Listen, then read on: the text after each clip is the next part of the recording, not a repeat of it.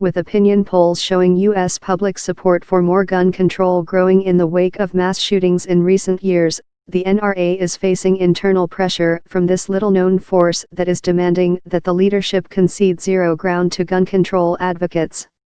Its rise has rattled the NRA leadership and threatens the association's ability to hold on to moderate supporters and to make compromises that might help fend off tougher gun control measures, according to some of the 24 gun rights activists, policy experts, and gun control advocates interviewed for this story.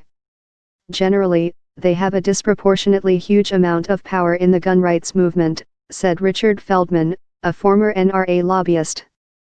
The NRA has faced divisions before. An internal revolt at the 1977 meeting in Cincinnati turned the polite, sport shooting organization into a bare-knuckled political lobby that today claims 5 million members and is closely aligned with the Republican Party, funding pro-gun politicians. The NRA, which spent $30 million to support Donald Trump's 2016 presidential campaign, is often viewed by gun control advocates as implacably opposed to tighter gun laws. The NRA leadership has put up obstacles to Kraut's election, both with bylaws that make it harder for candidates not put forward by the nominating committee to get elected to the board, and by enlisting a senior member to campaign against him. Once again, the NRA is being threatened by the enemy within, Hammer wrote. It is time to wake up and stop it before it begins. Neither the NRA nor Hammer responded to requests to address the influence of the Gundamentalists and the criticism that these activists and other gun rights groups directed at the lobby. Social media pressure. The Dallas protesters, almost all white men, included bearded outdoorsmen and buttoned-down libertarians. Some said they hid their T-shirts while entering the conventional hall for fear that NRA security would ban them. Kraut, 31, who says he grew up in a house without guns but as an adult taught his father how to shoot, practices firearms law in suburban Philadelphia and also hosts a video blog called The Legal Brief on the Gun Collective, a YouTube channel.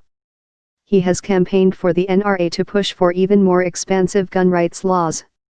He wants to change NRA bylaws, such as imposing term limits for board members and mandatory meeting attendance, to renew its leadership. One of Kraut's most prominent supporters, Tim Harmson, who led the pro-Kraut march through the convention center, has 770,000 subscribers to the Military Arms channel on YouTube, where he criticizes the NRA for being weak on gun laws. These hardliners deeply cherish their right under the U.S. Constitution's Second Amendment to keep and bear arms. They oppose any form of gun control, saying criminals will find ways around gun laws, which only strip lawful gun owners of the right to self-defense and protection against state tyranny. The gun rights purists are outraged by any concessions the NRA makes in the wake of mass shootings, even if they are made to avoid stricter gun control laws. Opinion polls such as a regular Gallup survey show growing support for gun control in recent years. Within that trend, support for gun control typically spikes immediately after mass shootings, then falls closer to pre-massacre levels within a few months. After a shooter killed 58 people at a country music concert in Las Vegas last year, the NRA supported federal regulation of bump stocks, accessories that the gunman used to fire his semi-automatic rifles more quickly.